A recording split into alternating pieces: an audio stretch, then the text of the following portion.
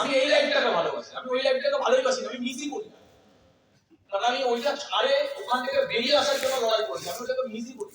ফাটাফাটি কথা, ফাটাফাটি কথা। আমি দেখেছি স্মার্ট ভ্যালু করে চাইছে আমি বিরাট কিছু করবো, কিন্তু সেই ছোট ছোট চিন্তা ভাবনা, ছোট ছোট চিন্তা ভাবনা যেগুলো করে একটা আম আদমি হয়ে থাকে, ওইগুলোকে আবার মিসও করে। বিয়ে বাড়ির অনুষ্ঠান বাড়িতে যাওয়া মিসও করে, আবার স্মার্ট ভ্যালু করে বড় হতে চাইছে। মানে আমি একটা ফিল্ডে শাহরুখ খান হতে চাইছি, বাট আমি শাহরুখ খানের বিপরীত মেন্টালিটি নিয়েও বাঁচতে চাইছি। হতেই পারে না। আম আদমি সোচ রাখবো তো শাহরুখ খান হতে পারবে, আম আদমি সোচ রাখলে কেউ রোনাল্ডো হয় না, আম আদমি সোচ রাখলে কেউ সচিন টেন্ডুলকার হয় না। আমাকে যে কোনো একটা চয়েস করে নিতে হবে, সিম্পল ব্যাপার। হয় আমি বাকিদের মতো হব, আদারওয়াইজ আমি স্পেশাল কিছু হবো, এক্সট্রাঅর্ডিনারি। অর্ডিনারি পিপল যা করছে আমার এখানে মন বসে, অর্ডিনারি পিপল যা করছে আমারও মন চায় সেগুলো করতে, আর আমি এক্সট্রাঅর্ডিনারি হতে চাই। দুটো সম্ভব নয়, দোগলা বুদ্ধি দিয়ে হবে না। আমাকে যে কোনো একটা সিম্পলি চয়েস করে নিতে হবে এবং আমাকে সেখানে খুশি রাখতে হবে।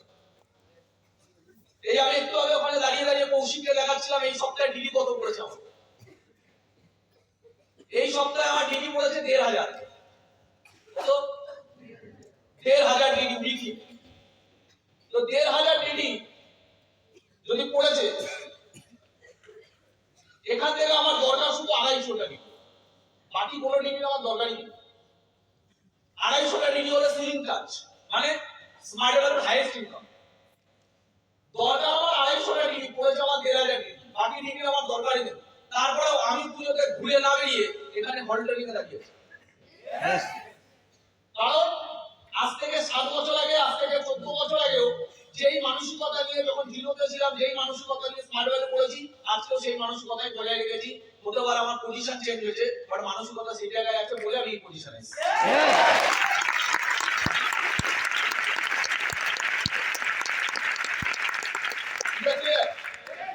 এখনো পর্যন্ত আমি ওই ভিড়ের মধ্যে ঠাকুর দেখতে যাই, আজ থেকে ৭ বছর আগেও যাইনি, আজ থেকে ১৪ বছর আগেও যাইনি। হ্যাঁ, একটা সময় ছিল যখন কমিটমেন্ট করেছিল। জীবনে সাকসেসফুল মানুষরা কখনো কিছু পাওয়ার একটা কমিটমেন্ট করে, স্যাক্রিফাইস করে। কমিটমেন্ট করেছিলাম যেই দিনকে একটা বাইক কিনবো সেই দিনকে যাবো। ধীরে ধীরে ধীরে ধীরে বাইক দেরি হলো, বাইক কিনলাম, বাট ভাবলাম না এখন কিছু করে উঠতে পারবো। যেদিনকে একটা নিজের ৪ চাকা কিনবো সেই দিনকে যাবো। ৪ চাকা কিনলাম, একটা ৪ চাকা, দুটো ৪ চাকা, দুটো ৩টে জায়গায় ৪, ৩টের জায়গায় ৪টে, ৪টের জায়গায় ৫টা, ৫টার জায়গায় ৬টা, ৬টার জায়গায় ৭টা। ৪ চাকা বদলে গেল, জীবন বদলে গেল, বাট কমিটমেন্ট এখনো আরো গর্বিত করবো তারপর। কথা আছে, হ্যাঁ কি না? তবে হ্যাঁ, শুধুমাত্র হয়তো অষ্টমীর দিন মন্দিরে যাই, অষ্টমীর দিন প্যান্ডেলে যাই, তাও হয়তো কিছুক্ষণের জন্য মাকে অঞ্জলি দিতে।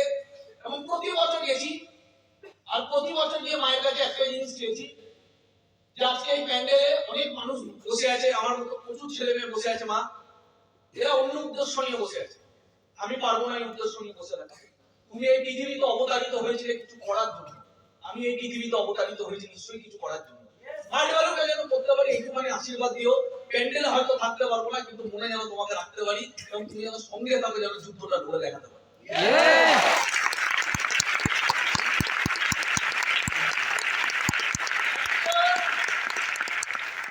এই মার্কেটে আমাদের মতো young generation, crore crore young generation প্রেম করার জন্য দুর্গাপুজোকে ইউজ করে। মাতালরা ঘুরে বেড়াচ্ছে, পুজোটাকে মাতলামির জায়গা বানিয়ে দিচ্ছে, প্রেমের জায়গা বানিয়ে দিচ্ছে।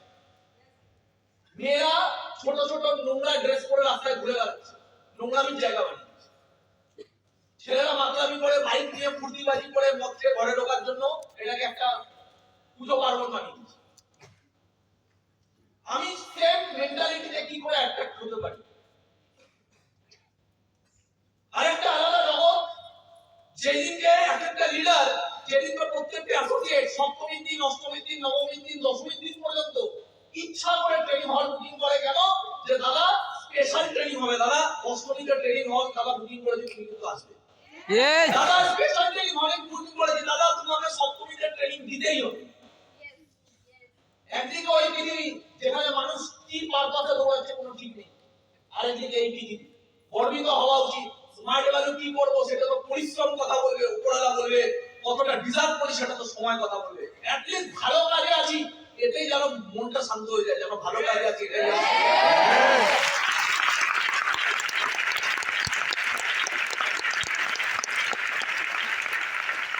মরতে হলে অর্জুনের মতো করো, কথায় আছে। মরতে যদি হয় তাহলে অর্জুনের মতো করো। অর্জুন কুরুক্ষেত্রের যুদ্ধে কর্ণের হাতে মরতে পারত, ভীষ্মের হাতে মরতে পারত, দুর্যোধনের হাতে মরতে পারত, দ্রোণাচার্যের হাতে, কিন্তু মরতে তো পারতই। ওকে কেউ কমিটমেন্ট করেনি, ওকে ভগবান কৃষ্ণ কমিটমেন্ট করেনি যে তুমি এই যুদ্ধে মরবে না। মরতে পারত, কিন্তু কেন অর্জুনের মতো মরা ভালো? মরতে পারলেও ও অসাবধানতায় মরেনি, যুদ্ধক্ষেত্রে দাঁড়িয়ে অসাবধানতায় মরেনি, ও লড়ে মরেছে। জানে আমি মরতে পারি, কিন্তু লড়েছে, ধর্মের জন্য লড়েছে। কৃষ্ণকে একটাই কথা বলেছিল যে অর্জুন, এই যুদ্ধটা ধর্মযুদ্ধ, যদি তুমি জিতে যাও তাহলে তুমি রাজা হবে, এবং যেদিনকে তুমি রাজা হবে সেদিনকে যেন এই সমাজে তোমার দ্বারা ধর্ম প্রতিষ্ঠা হয়, তার জন্য তুমি এই যুদ্ধ লড়ছো। আর যদি তুমি মারা যাও তাহলে জানবে তুমি একটা পবিত্র ধর্মের যুদ্ধের জন্য লড়েছো, তাই তুমি স্বর্গ পাবে। ইয়েস, কৃষ্ণকে একটা খুব ক্লিয়ার মেসেজ দিয়েছিল যে ভালো কাজে যদি তুমি যেত তাহলেও তোমার নাম, আর ভালো কাজে যদি তুমি হারো, যদি তুমি মরো, তাহলেও তোমার জীবন সম্পূর্ণ। ইয়েস, কথাগুলো বুঝতে পারছি? ইয়েস, অসাধারণ মেসেজ। আমরা কাজটা করতে গিয়ে স্মার্ট ওয়ার্কটা মন খুলে কোনোদিন করতেই পারি না। কেন করতে পারি না? সিস্টেমে বারবার আটেন্ডার অনেকগুলো কথা বলবো, লতা মঙ্গেশকর, সচিন টেন্ডুলকার, রোনাল্ডো, প্রত্যেকটা সাকসেসফুল মানুষ তাদের লাইফে জীবনে 15টা বছর শুধুমাত্র বসেছে একটা প্ল্যাটফর্ম পাওয়ার জন্য। তারপরে 15টা বছর বসেছে সেই প্ল্যাটফর্মে একটা নাম কামানোর জন্য। 30 বছর, 25 বছর, 20 বছরের নিচে কোনোদিন কোনো মানুষকে মহানতম বলাই হয় না। স্মার্ট ভ্যালিতে কি করে একটা মানুষ, স্মার্ট ভ্যালিতে বারবার অ্যানাউন্স করা হয়, প্রত্যেকটা লিডার একটাই কথা বলে, 5টা বছর সিরিয়াসলি নিতে হবে, 5টা বছর সিরিয়াসলি। যখন আমি স্মার্ট ভ্যালু ট্রেনিং নিতাম, বড় বড় লিডারদের ট্রেনিং থেকে একটাই কথা শুনতাম, 5টা বছর সিরিয়াসলি নিতে হবে। এবং এটা ফ্যাক্ট, যারা যারা এই কথাগুলো বলতে তারা 5 বছর সত্যিকার স্টেজে দাঁড়িয়েছে, কিন্তু আমার 5 বছর কিছু হয়নি। কিন্তু তা বলে আমি ভেঙে পড়ি, এমন না যে বলবো না যে ভেঙে পড়িনি, ভেঙে পড়েছি, কিন্তু এতটা ভেঙে পড়িনি যে আমি মরেই যাবো। সঙ্গে সঙ্গে আমি দেখলাম 5 বছরের সাকসেস হয় স্মার্ট ভ্যালু, এটা ঠিক, কিন্তু আমার তো হলো না। তখন আমি বুঝলাম পৃথিবীর তো কোথাও 5 বছরের সাকসেস হয়, তাহলে আমি তো ঘাবড়াচ্ছি না। পৃথিবীর সব ক্ষেত্রে যদি মানুষ 10 বছর, 15 বছর, 20 বছর, 25 বছর বসতে পারে, তাহলে আমি 5 বছরের জায়গায় 10 বছর বসবো, অসুবিধা কি? কোন ব্যাপারটাকে তুমি কিভাবে নিচ্ছ তার উপর ডিপেন্ড করে তুমি সেই ব্যাপারে, সেই জায়গায়, সেই প্রবলেমে, সেই সিচুয়েশনে থাকতে পারবে কি থাকতে পারবে না। কোন ব্যাপারটাকে তুমি কিভাবে দেখছো সেটার উপর ডিপেন্ড করে। কথাগুলো বুঝতে পারছি? আজকে এই দুর্গাপূজা আমি যদি স্মার্ট ভ্যালু না পেতাম হয়তো আমি আজ পর্যন্ত জানতাম না, কেন এই দুর্গাপূজা। সবাই ওই অবহেলা করে আছে। বললাম অর্জুন যদি অবহেলায় যুদ্ধ করতো অর্জুন মারা যেতে পারতো, কিন্তু অর্জুনের মৃত্যু গৌরবের মৃত্যু। কেন গৌরবের মৃত্যু? কারণ ধর্মের যুদ্ধের জন্য লড়ছে। যদি জেতে তাহলে ধর্ম প্রতিষ্ঠা করতে পারবে রাজা হয়ে, কিন্তু যদি হারে তাহলেও গৌরবের মৃত্যু। আমরা স্মার্ট ভ্যালু কেন মন খুলে করতে পারি না? ভয়, শুধু ভয়, শুধু ভয়। কিসের ভয়? যদি না হয়, যদি এ না বলে, যদি সময় দিই সময় নষ্ট হয়, যদি আমার 5 বছর নষ্ট হয়ে যায়। আরে ভাই কে বলছে নষ্ট হওয়ার কথা? যে স্মার্ট ভ্যালু না পেলে যাদের জীবনে 5 বছরের কোনো ভ্যালুই নেই, তারা স্মার্ট ভ্যালুতে আসার পরে, স্মার্ট ভ্যালু জ্ঞান নেওয়ার পরে এত জ্ঞানী হয়ে গেছে যে বলে আমার যদি সময় নষ্ট হয়। 24 বছর বয়সে কেউ স্মার্ট ভ্যালু পেয়েছে, সে তার আগে 6টা বছর এমনি নষ্ট করে দিয়েছে, তার কোনোদিন মনে মাথায় আসেনি আমার যদি সময় নষ্ট হয়।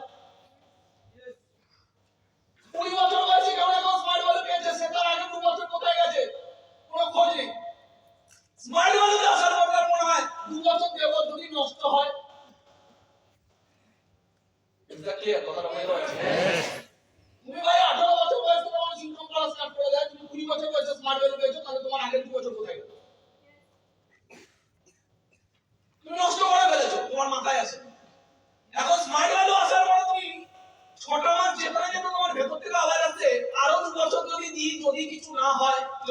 সময়টা নষ্ট হয়।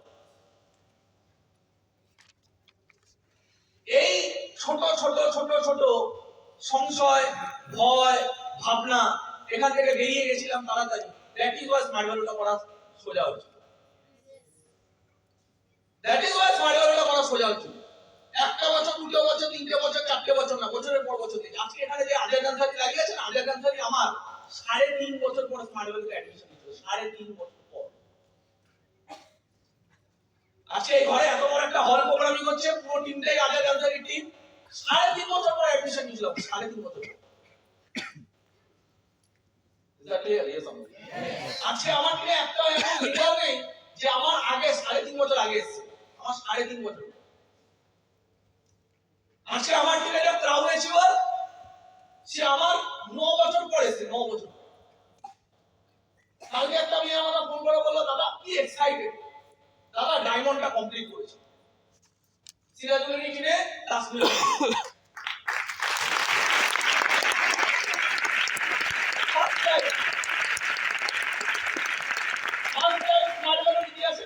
ডায়মন্ডের নিজের নামটা রাখলো। থ্যাংক গড, উপরে আমাদের টিম থেকে শিখে গেল।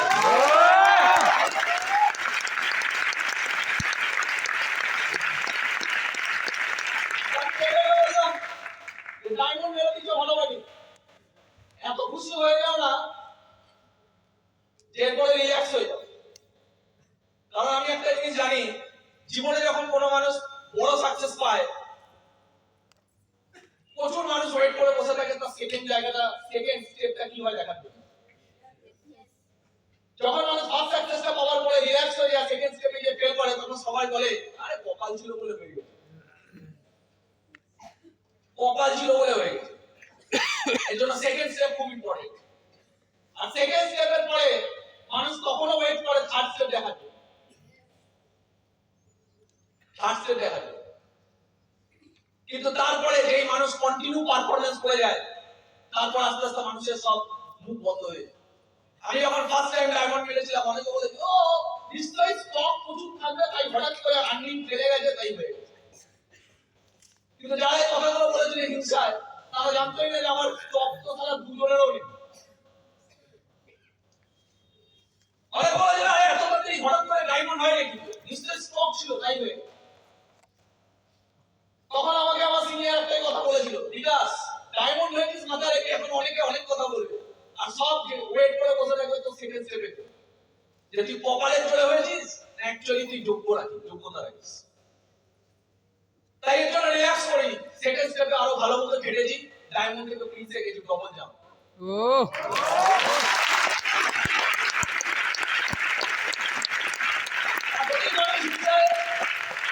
খারাপ কথা বলছিল, এবার উল্টো পাল্টা বদনাম করা শুরু করে দিল। বলো চিটিং বাজি করে হয়েছে, চিটিং বাজি করে হয়েছে। এরা তিনটাই চিটিং বাজ, ফাটাফাটি। কিন্তু জানি না কেন, কিভাবে কিছু ভাবে আমি গঠিত হয়ে গেছি ওইভাবে। হয়তো স্মার্ট ভ্যালু ট্রেনিং কন্টিনিউ নিতে নেগেটিভ কথা আমি শুনতে পাই, নেগেটিভ কথা শুনতে পাই না। আর নেগেটিভ কথা আমাকে খুব একটা এফেক্ট করে। আরো যদি বলা যায় নেগেটিভ কথা আমাকে এফেক্ট করে না, ভুল কথা। নেগেটিভ কথা আমাকে খুব পজিটিভ এফেক্ট করে, আরো জ্বালিয়ে দেয়। মাঝে মাঝে আমি আমার জীবনে কিক পাই না, কিন্তু সেই সময় ওপরওয়ালা কিভাবে, ওপরওয়ালার বরদান আমার লাইফে এমন এমন কিছু সিচুয়েশন ঘটায়, তারা আবার জ্যান্ত হয়ে উঠি, মনে হয় এবার থাকিও। জীবনে যারা যতক্ষণ না থাকে না মানুষ ফাটাতে পারে, তারা মনে হয় ফাটিয়ে দেবো। তারপরে মারলাম ইম্পিরিয়াল কিং, আর যখন ইম্পিরিয়াল কিং মারলো পুরো স্মার্ট ভ্যালু বলে না শাট আপ।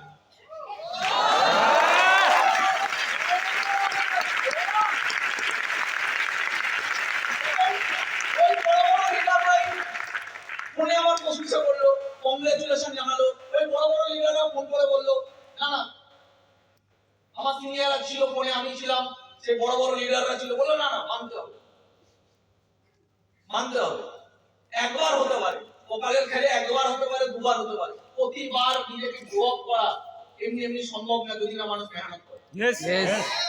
এটাই আশীর্বাদ আমার কাছে।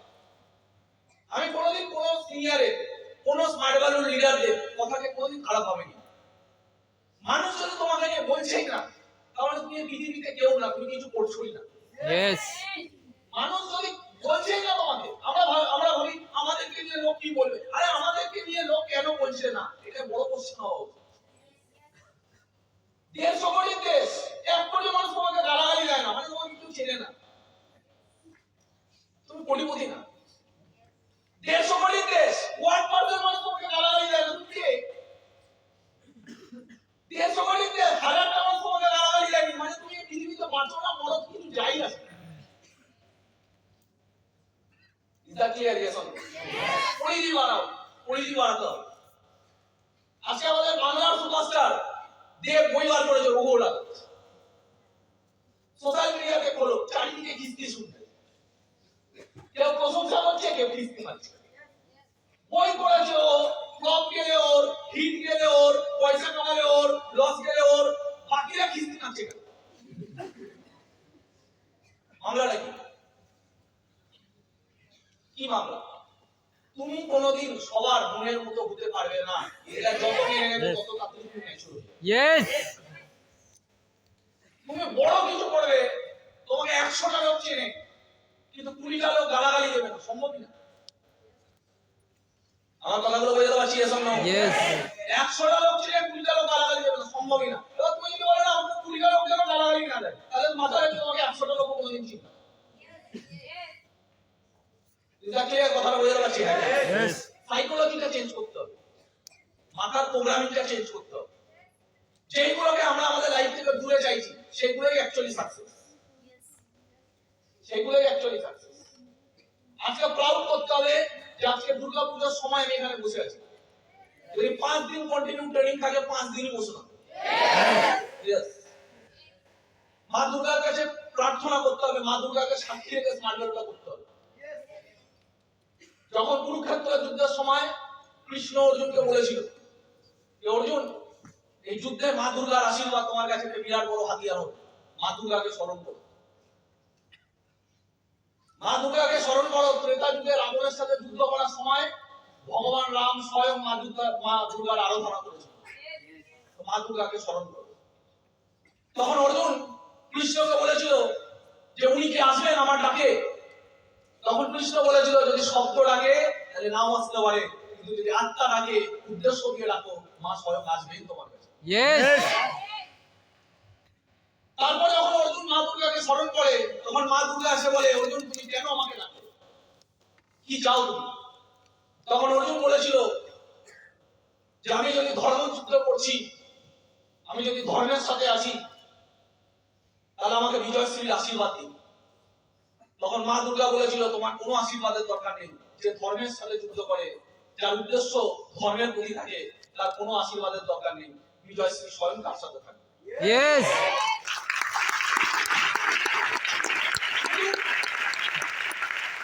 এই দিনটা যেন না ভুলে যায়, নিজেদেরই করা কাজগুলো যেন না ভুলে যায়, স্মার্ট ওয়ার্ক যেন অবচেতন ভাবে না করি, অজ্ঞানত না করি, জ্ঞানের সাথে করি। আজকে যদি এখানে বসে আছি তাহলে আজকে এই যে বসে থাকাটা যেন নর্মাল ডে না হয়, আমার বসে থাকার মতো ব্যথাও থাকা উচিত। কত লোক ঘুরে বেড়াচ্ছে, কেন আমি ঘুরে বেড়াচ্ছি? কারণ আমাকে কিছু করতে হবে বলে আমি এখানে বসে আছি। এই ব্যথাটা যেন থাকে, ব্যথাটা এটা যেন না থাকে যে আমি কেন ঘুরছি না, কেন স্মার্ট ওয়ার্ক করছি। ব্যথাটা যেন এটা থাকে যে আমার কাছে অত টাকা নেই, আমাকে কিছু করতে হবে, তার জন্য আমি আজকে স্মার্ট ওয়ার্ক করছি, আমি এখানে বসে আছি। এই স্যাক্রিফাইসটা যেন বাঁধে ভেতরে, কষ্টটা যেন থাকে, নাহলে এই কষ্ট ভুলে যাবে একদিন। এই বছর এখানে বসে আছি, পরের বছর হয়তো বাইরে ঘুরে বেড়াবো স্মার্ট ওয়ার্কটা মিস করে, তাহলে কি লাভ হলো এখানে বসে থেকে এক বছর? এই বছরের ভ্যালুটা কি? মনে পড়ে আমার এরকম আমি প্রচুর পুজোতে ট্রেনিং করেছি, প্রত্যেকটা সিটে মানুষ বসে বসে ট্রেনিং গুলো নিয়েছে, দিনের পর দিন প্রতি বছর পুজোয় দাঁড়িয়ে নিয়েছে। কষ্ট হয় তাদের কথা ভেবে, তারা তাদের মূল্য বোঝে না।